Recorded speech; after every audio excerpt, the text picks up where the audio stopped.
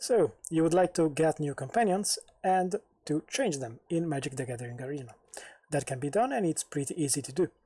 All you have to do is, of course, get the companion or the pet, how you want to call it.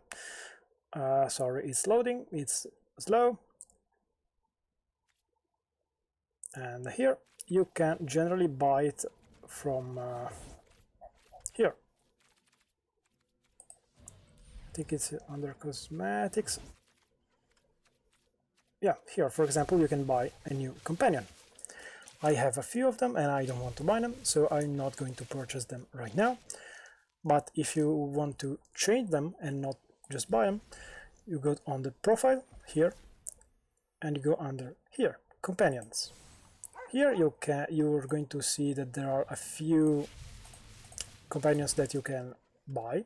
If you click store, maybe it's going to lead you where you can buy them, or you can just change them however you want. I like this dog, I set default, and that is it. That is how you modify and change the companion in Magic the Gathering Arena.